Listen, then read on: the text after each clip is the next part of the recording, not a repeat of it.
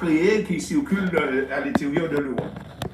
1,4% avec l'amendement qui est fait, l'apport qui est fait, du budget de l'Union européenne. Vous voyez bien que ce n'est pas déterminant pour organiser la relance de l'économie de ces 27 pays qui constituent l'Europe aujourd'hui.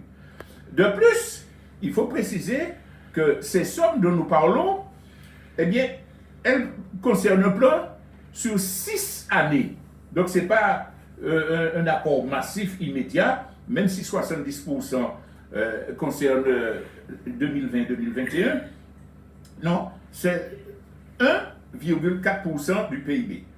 On va revenir tout à l'heure sur l'histoire de subventions et de prêts, mais ce qu'il faut comprendre, c'est que le plan n'apportera, d'après les experts, qu'un supplément de budget de 0,2% du PIB sur la période.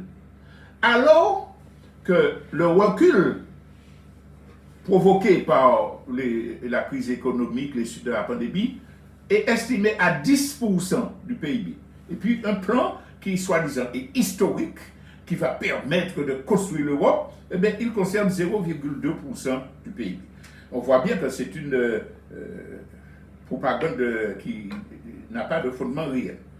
Alors, revenons maintenant sur la question de la différence entre les subventions et les prêts.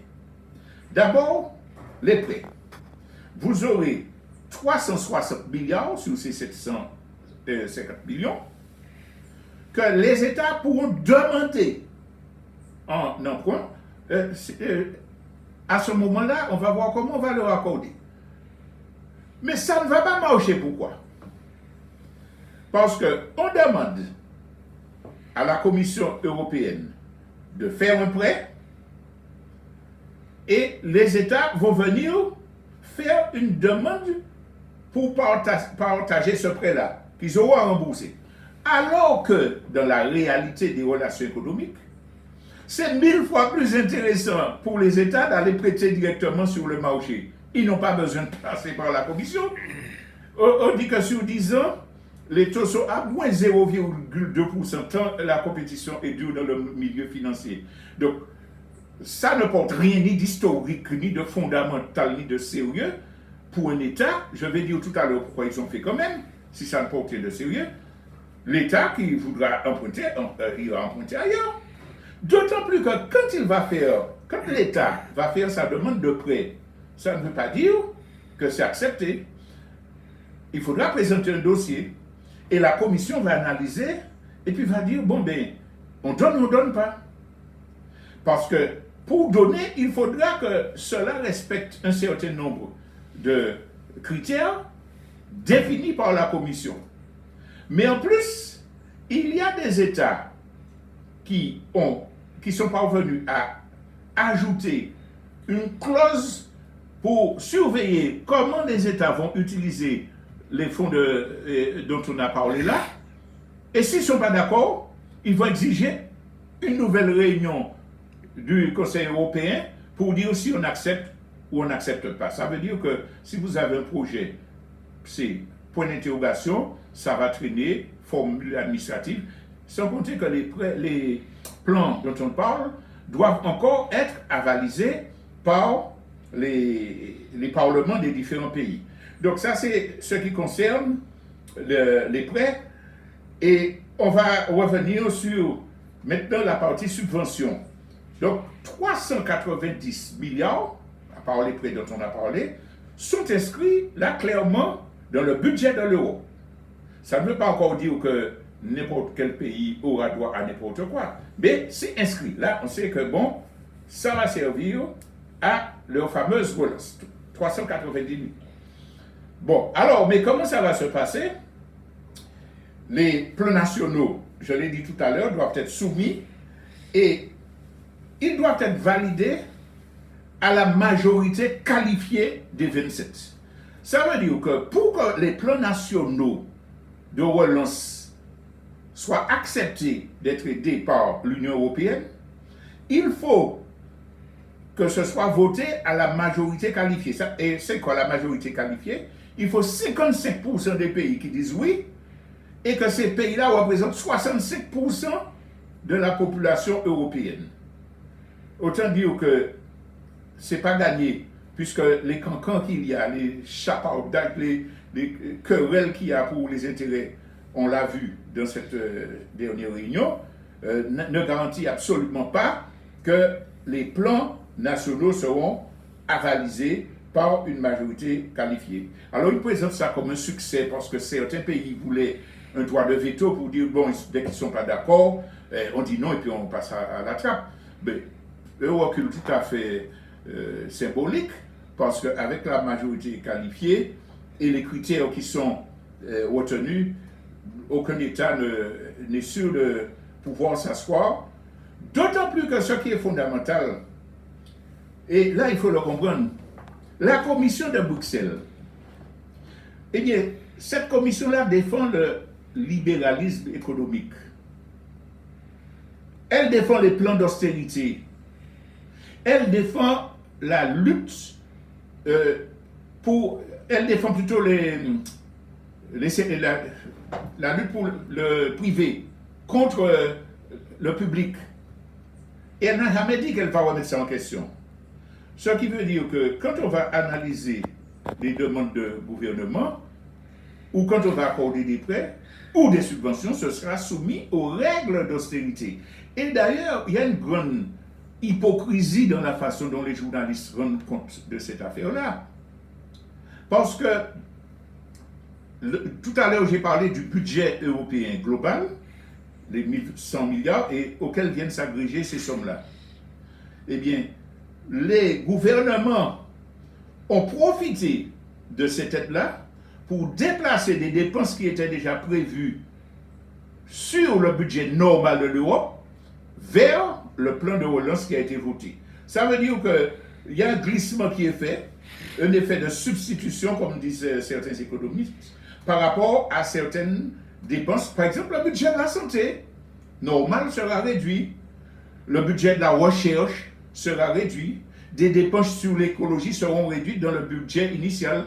Et puis on vient nous dire, ah, grande victoire, on tient compte de l'écologie avec ces fonds-là qui ont été arrêtés au Parlement. Mais si vous voulez avoir les chiffres, 5 milliards, 10 milliards, si vous voulez avoir des repères pour relativiser cette grande victoire macronienne, on peut comparer. Vous avez entendu dire que l'agriculture, c'est la grande gagnante, on va aider les paysans. C'est vrai que dans le budget initial, la PAC, la politique agricole commune, est stable, mais ce qui sera ajouté, imaginez que le développement rural, c'est 7,5 milliards pour l'Europe. 7,5 milliards pour le développement rural pour l'Europe. Pour Air France, tout seul, combien il paye? 7 milliards pour une compagnie, et puis 7 milliards pour le développement rural, et puis on nous dit que c'est la victoire de tout. Alors, le budget de la recherche qui sera alloué, c'est 5 milliards. C'est tout à fait ridicule. On a parlé des pourcentages par rapport au PIB, et aucun espoir d'appuyer sur la relance, d'appuyer la relance économique réelle. Alors, c'est là que je vais parler d'un autre aspect. J'ai signalé que l'Europe reste, pour le néolibéralisme, l'ultralibéralisme, disons, pendant toutes les réunions, on a parlé d'un affrontement entre les pays frugaux, certains les appellent les pays radins, et puis les pays réalistes, les pays qui voulaient construire l'Europe. La France, l'Allemagne. Alors, les pays frugaux, c'est quoi ça, les pays frugaux?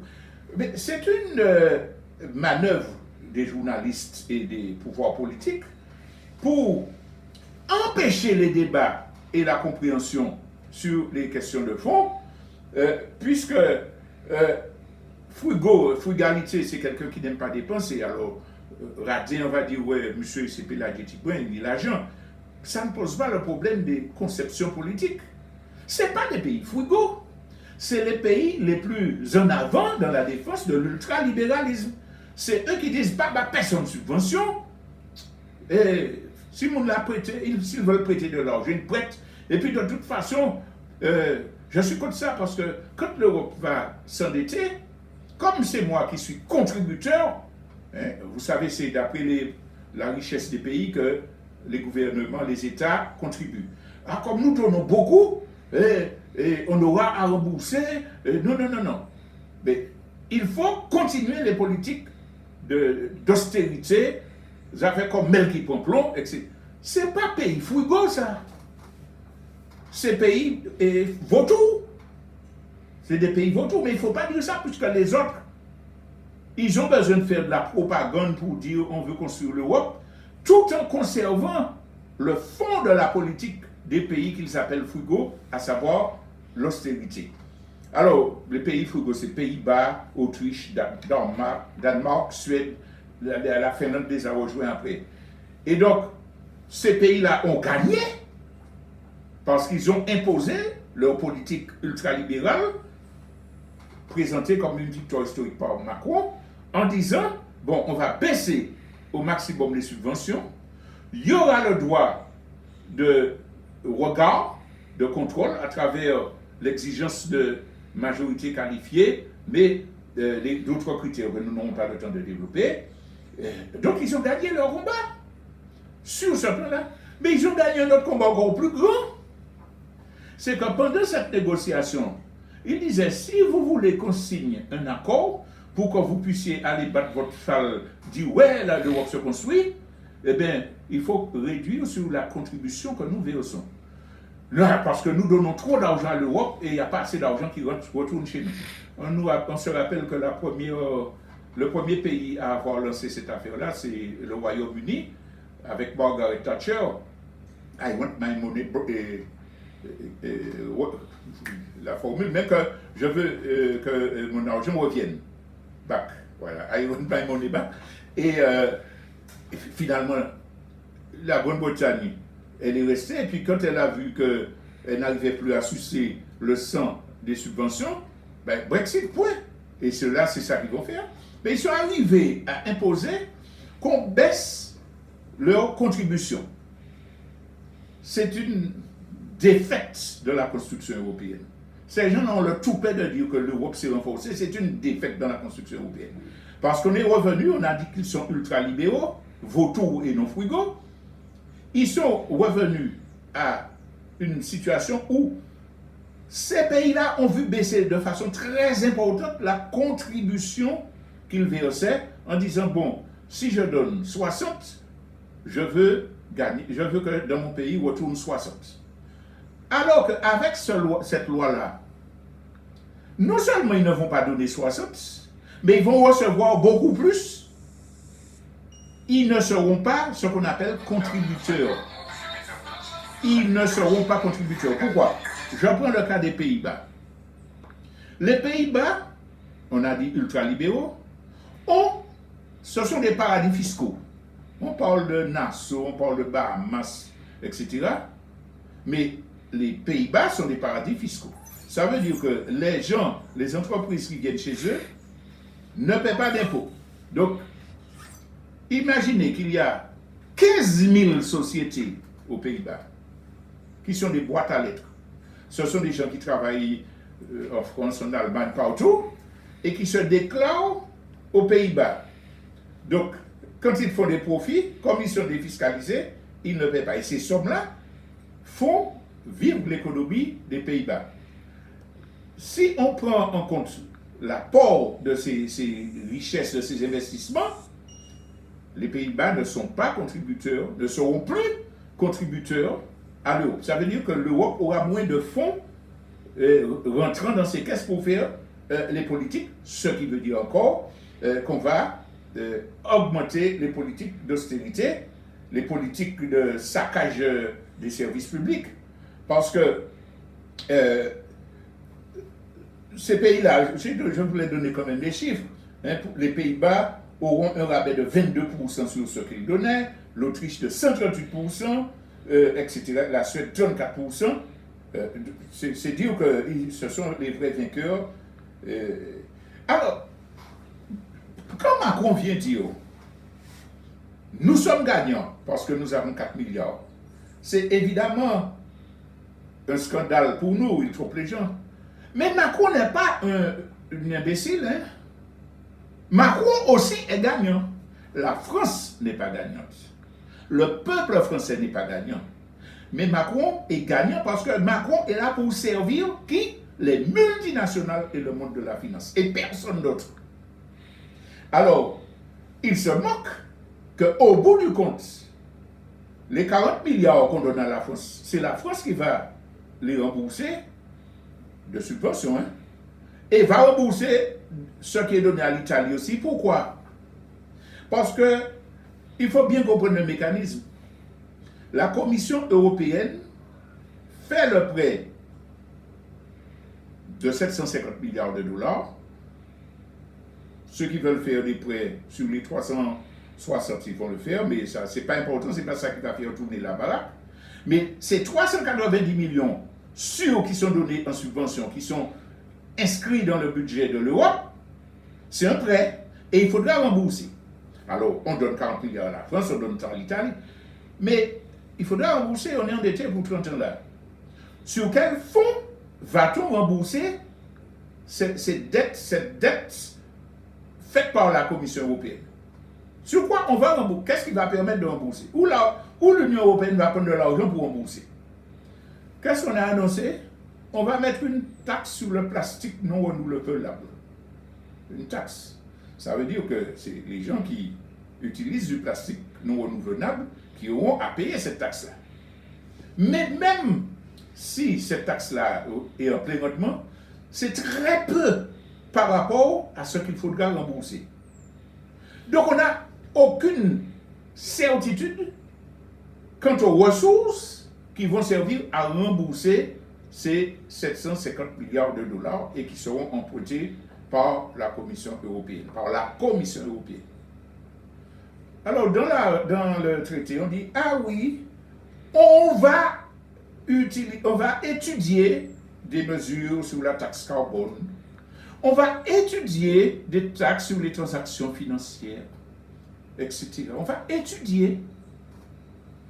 Et puis, on va adopter à la majorité qualifiée dont je vous ai parlé tout à l'heure, 57% des pays, 65% de la population, ces nouvelles taxes-là.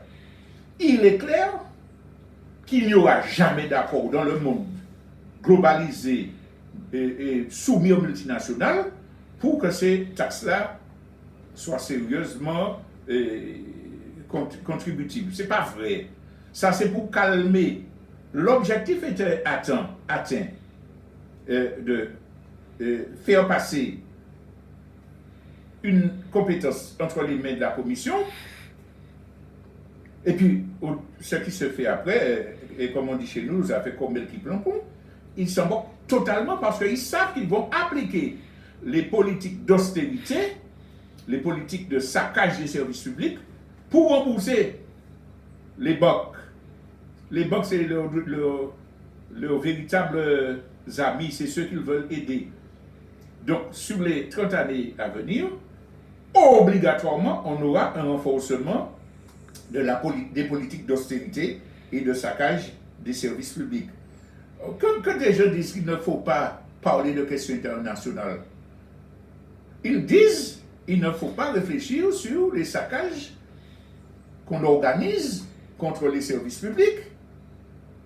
Et donc, cela nous amène à donner une explication pourquoi on fait passer cette possibilité d'emprunter de l'argent au niveau international des mains des États entre les mains de la Commission de Bruxelles.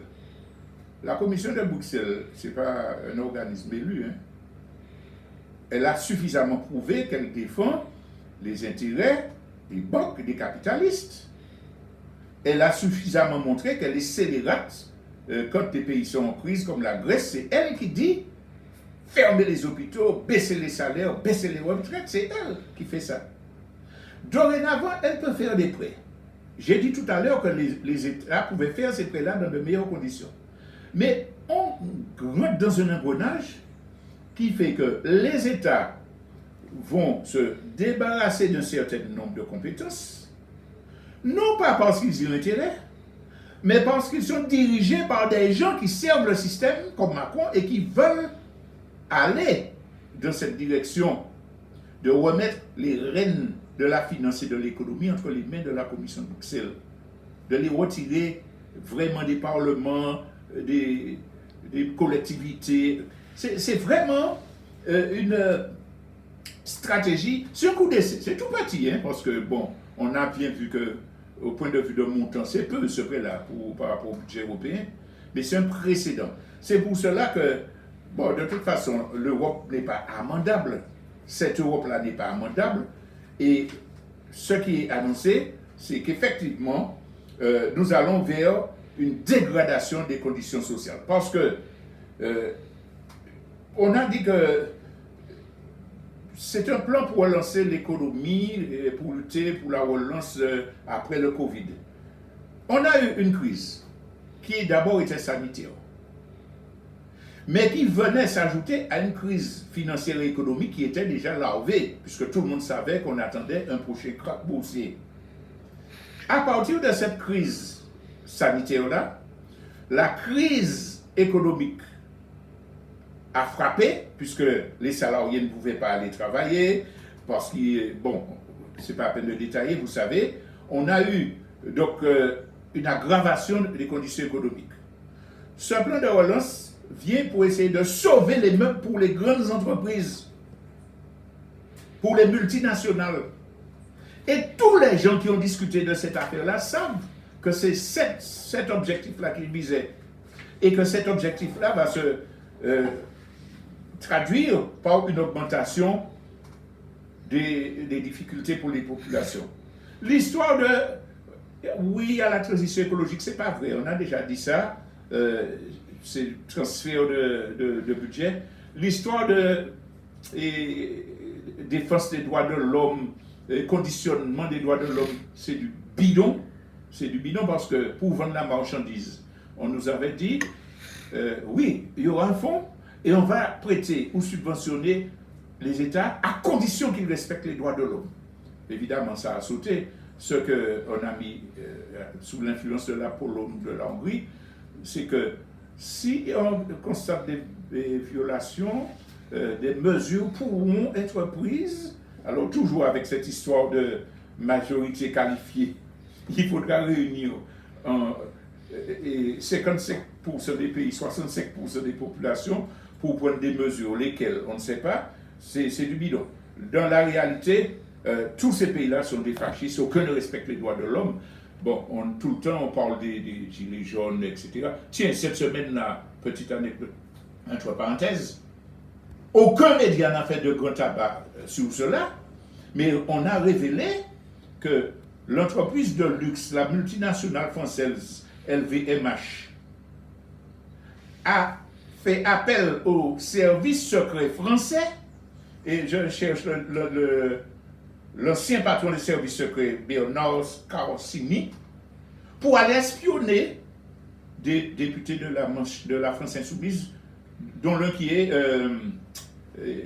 directeur du journal Fakir, un journal de contestation. Ça veut dire que l'État travaille directement pour une multinationale pour aller espionner des opposants politiques. Cette semaine-là, on a mis à pied un inspecteur du travail parce qu'il avait fait un procès verbal contre une entreprise qui obligeait ses salariés à travailler sans protection pendant la crise. C'est ça, c'est les droits de l'homme. Les médias n'ont pas parlé de ça. Donc pour dire que, je ferme la parenthèse, c'est le baratin qu'on nous sert que cet accord tient compte des droits de l'homme, c'est du bidon. La seule issue de ce rapport, c'est que les multinationales et les gouvernements ultralibéraux qui les défendent sont arrivés à éviter provisoirement l'éclatement de l'Europe. Pas historique pour construire l'Europe parce qu'ils se sont mis d'accord pour emprunter sur 30 ans dans les conditions que je viens d'expliquer. Et tout le monde a vu comment ils se sont déchirés, se sont insultés, Fouigo, Radin, etc. Mais ça va éclater obligatoirement. Et ces 750 milliards d'euros qui servaient à sauver les multinationales ont totalement occulté le problème de fond, parce qu'il y avait crise sanitaire, il y avait crise économique. Combien de milliards ont été votés pour régler les problèmes de transmission du virus? Puisqu'on sait que c'est dans les quartiers populaires, parce qu'on sait que c'est les gens qui n'avaient pas accès à la santé, à l'eau, à l'électricité dans le monde, qui sont les principaux propagateurs. C'est là le nœud du problème. D'autant plus qu'on sait que le virus, là, il va muter. Et puis il y en aura d'autres. On aura des crises sanitaires de ce type-là à répétition. Donc la première chose, si on voulait répondre à l'urgence de la situation internationale, européenne et propre à la France et à ses colonies aujourd'hui, c'était de dire comment on allait sortir les quartiers populaires des conditions indignes. Ça veut dire qu'on admet qu'on aura toujours des facteurs de propagation. On aurait dit, bon, on a fait une grosse gaffe avec les hôpitaux publics, alors maintenant, il faut qu'on revienne au public de la santé, etc., de l'éducation, etc. Donc, ce plan-là, il faut le combattre. On a déjà prévu des licenciements par dizaines de milliers dans l'ensemble de l'Europe pour les mêmes pays qui, soi-disant, veulent sortir de la crise. Et ça confirme bien que les entreprises, les multinationales sortent de la crise, mais les peuples subiront davantage de pression, et ce qui justifie la lutte. Voilà pour l'Europe. J'ai été long, mais c'était une question. Je pense qu'il fallait qu'on ait des éléments pour réfléchir. On ira un peu plus vite sur l'Afrique avec 3 questions. C'est assez rare que de grandes victoires soient répercutées dans les médias. Donc nous devons de dire qu'au Kenya, une cour de justice a condamné l'État, des investisseurs et des sociétés privées à verser 12 millions de dollars de dommages et intérêts à une communauté pour les empoisonnements au plomb. C'est possible. Et pour le chlordécone, il faudra qu'on y arrive aussi. C'est le village près de Mombasa, dans l'est du pays, qui se battait depuis des années pour que ces responsables paient les conséquences des graves maladies causées par le plomb qui étaient rejetés par leur fonderie. Deuxième information concernant l'Afrique, c'est la situation au Mali. Au Mali, il y a véritablement un mouvement populaire de masse contre la présence française et contre le président soutenu par les Français et leur armée, l'IPK. Eh bien, dans les médias, comment sont traités ces événements?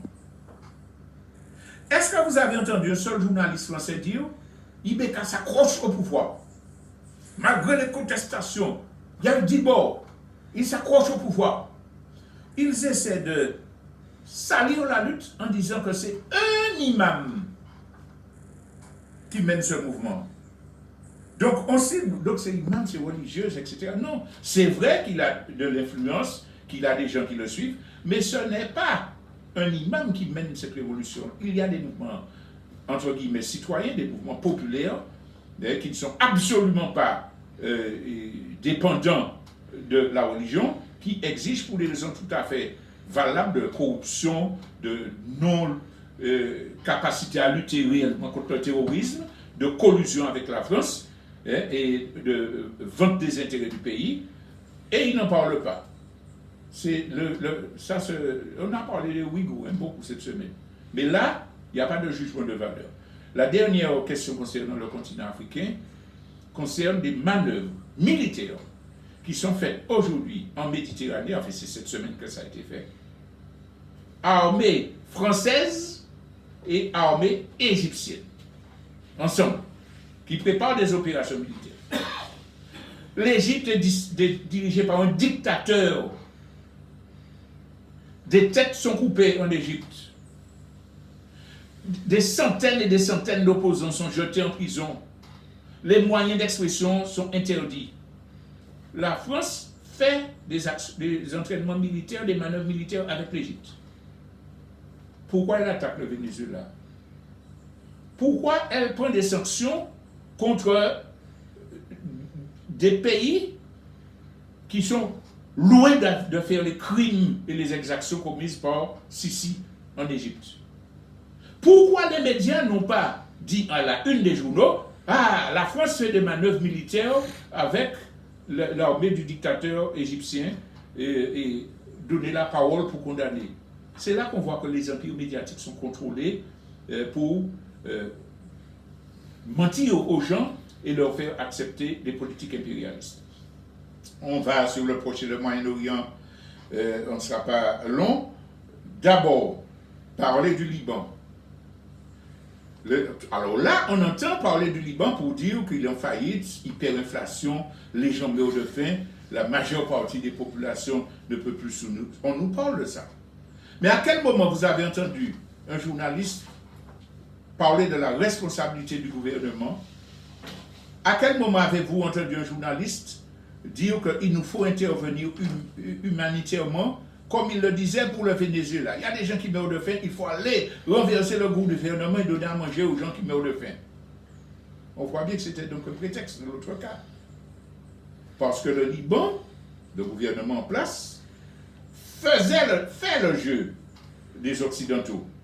Et qu'ils sont dans l'incapacité d'intervenir, parce que sur place, il y a le Hezbollah, qui est présenté qu'une organisation terroriste, mais qui est la seule épine dorsale qui tient ce pays en état d'existence, aide sociale, certains disent démagogique, force armée qui a été capable de faire Israël dégager. Donc, les explications ne seront pas données. Je ne serai pas long sur ça. Je veux dire que pendant ce temps-ci se poursuivent les crimes israéliens avec l'annexion des territoires palestiniens, l'assassinat de civils, avec des agressions militaires contre la Syrie. Hier encore, ils ont bombardé des organes syriens, des cibles dans ce pays souverain, sans aucune autorisation de l'ONU, sans aucune justification. Évidemment, cet État voyou-là n'est pas dénoncé puisque c'est le pion de l'Occident dans la région. On continue sur l'Asie et le Pacifique. Alors, je vais parler uniquement de la Chine et des relations avec les États-Unis. Dimanche dernier, nous avons parlé des risques d'affrontement militaire en mer de Chine, de l'accroissement des sanctions économiques par les États-Unis. On sait très bien que le fond de l'affaire, c'est que la Chine va sortir mieux de la crise actuelle et que les États-Unis sont dans l'incapacité d'empêcher cette réalité-là. Donc, il faut préparer les esprits à la guerre en diabolisant davantage encore la Chine. Alors, on a eu droit à deux axes d'attaque pendant cette semaine. D'abord, c'est le consulat qui a été fermé à Houston, disant que oui, c'est un nid d'espions, ils volent les résultats sur les vaccins, c'est des espions, il fallait fermer ça. Et puis tous les médias disent, ah, la Chine espionne, il faut fermer. Alors ce qui est amusant, c'est que d'État à État, en diplomatie, c'est comme ça que ça marche. La Chine ferme un consulat des États-Unis aussi dans une ville. Je vous invite à aller voir sur RFI, c'est savoureux, le titre. Ah, les méchants Chinois. La bête noire de la Chine, c'est un ambassadeur qui est très populaire. Elle se retourne contre la bête noire. Ça veut dire que l'histoire de réciprocité diplomatique, les journalistes savent très bien que c'est ça, mais on profite pour diaboliser. Donc on a l'attaque sur le front du consulat, et puis l'attaque sur le front Hong Kong, on a aboli un petit peu, sur le front des Ouïghours. Internement massif, engagement d'organisation des droits de l'homme. Je n'aurai pas le temps là de développer tout ça. Je vous invite tout simplement à aller consulter sur le site Le Grand Soir un article absolument intéressant sur la réalité à Hong Kong. Et je vous invite également à aller voir sur le site AgoraVox des éléments qui concernent la fameuse situation des Ouïghours. Je vais reparler parce que, je le dis, nous sommes pour l'autodétermination des peuples.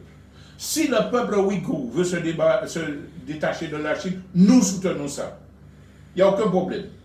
Mais si des gens sont utilisés par des puissances extérieures pour instrumentaliser une cause, pour justifier des agressions et une préparation de guerre, il faut qu'on soit au fait des tenants et des aboutissants. Il faut qu'on ait tous les sons de cloche. Alors, nous aurons l'occasion dans la partie interactive de parler de l'histoire d'espionnage par Internet, etc. C'est en ce nom-là qu'ils essaient d'interdire la 5G chinoise de Huawei en Europe ou aux États-Unis. Tous les pays industrialisés, sans exception, ont des services d'espionnage. Tout ce qu'ils reprochent à Huawei de pouvoir faire en matière de contrôle, ils le font déjà massivement et partout par le biais de leurs agences de téléphonie, de Orange, de Sport. C'est-à-dire qu'il n'y a aucune différence entre l'usage des technologies par la Chine d'avec l'usage des technologies par tous les pays occidentaux, sans exception. Les journalistes qui viennent dire que chez nous c'est bien, c'est démocratique, on ne surveille pas, etc. Et puis c'est la Chine seule qui fait ça pour Huawei, ce sont des malhonnêtes, payés pour mentir, mais ce sont des gens qui servent aussi non seulement une idéologie, mais une guerre économique. Parce que dans l'affaire, c'est qu'il ne faut pas que la puissance technologique chinoise rafle le marché.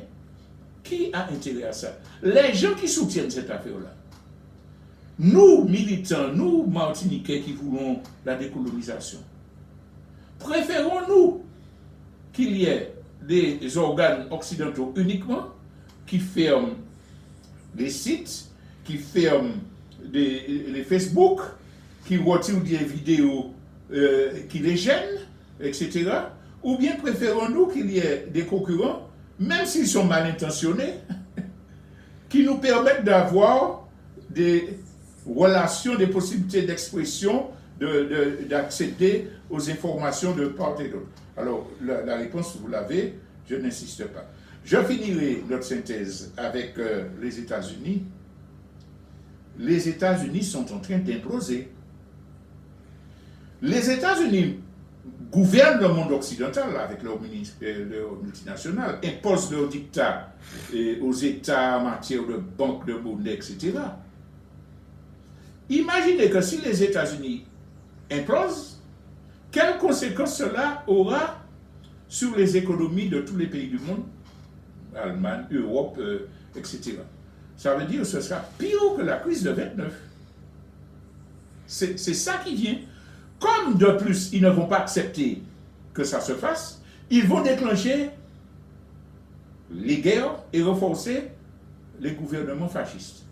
Ça veut dire que ce qui se passe aux États-Unis, il faut que nous soyons interpellés pour dire que ça nous oblige plus que jamais à une urgence d'alternative. Il y a la crise économique, on a dit que les Chinois prennent le dessus.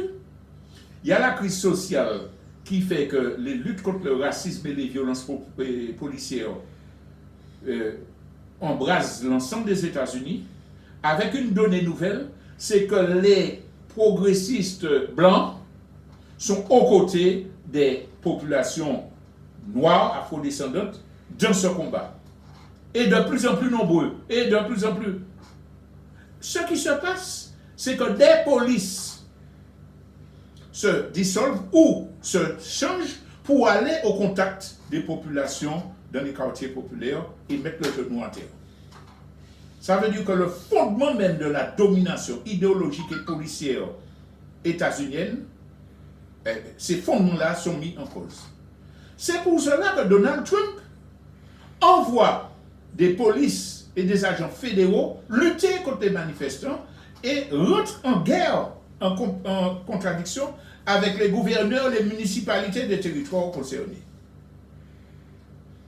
Il y a aujourd'hui un délitement de l'institution même des États-Unis avec les contradictions entre les différents niveaux de pouvoir, mais il y a surtout que dans cette population-là, les manifestations n'arrêtent pas et prennent de l'ampleur. Hier, il y avait des affrontements dans une dizaine de grandes villes aux États-Unis. Et quand on dit affrontement aux États-Unis, on n'oublie pas que tout le monde a le droit de port d'armes, y compris d'armes de guerre. Il y a eu un mort, je ne sais plus dans quelle ville, il y a eu des blessés, et les tirs se font entre White Power, Ku Klux Klan et peuple états-unien. C'est-à-dire que des civils adeptes du White Power viennent armés pour tirer. Et à tel point que les polices sont obligées d'essayer d'empêcher les affrontements. Mais comment pourra-t-on empêcher que les choses ne continuent à dégénérer? À Portland, où la situation est la plus tendue, on va dire, les fédéraux sont venus agresser et le peuple s'est vraiment révolté. Alors on a des choses absolument intéressantes du point de vue des luttes populaires. Les mères de famille qui forment des cordons en se tenant par les coudes, par les bras, en tête des manifestants pour protéger les manifestants. On a, parce que ces voyous-là utilisent des gaz à poivre, des gaz très dangereux, des produits chimiques pour disperser la foule, on a des dizaines de gens qui viennent avec les souffleurs à feuilles, vous savez, quand vous avez fini votre gazon, qui viennent en tête des manifestations pour envoyer les gaz lacrymogènes en direction des policiers. Et on a de plus en plus de protestations politiques au sein de la population états-unienne. Ce qui veut dire que nous avons là un foyer de révolte qui est en train de grandir et qui aura des incidences sur l'ensemble de la planète. Alors nous allons finir avec la conclusion qui s'impose. Quand on a dit tout cela, le plan de l'Europe, délitement des États-Unis, fascisme, préparation de guerre, nous en Martinique, quand on ajoute ce qui s'est passé avec la crise sanitaire, le coronavirus, nous en Martinique devons comprendre qu'il y a une urgence fondamentale que chacun de nous, dans chaque famille, dans chaque quartier, dans chaque commune et dans tout le pays, que nous changions le mot moderne, ces paradigmes, nos mentalités, nos façons de faire, nos comportements, pour dire, bon, maintenant il faut organiser concrètement l'autosuffisance alimentaire. Maintenant, il nous faut organiser concrètement l'éducation alternative de nos enfants. Connaissance de l'histoire, connaissance des sciences, etc., etc. Il nous faut organiser ça, que les associations se mobilisent, que les municipalités responsables se mobilisent pour qu'on ait une forme de contre-pouvoir en construction qui nous prépare à résister à toute forme de danger, des dangers qui s'annoncent à l'horizon. Merci de votre attention. Alors, dans quelques instants, vous pourrez téléphoner au 03 14 03 pour participer aux échanges sur Radio Fréquence Atlantique.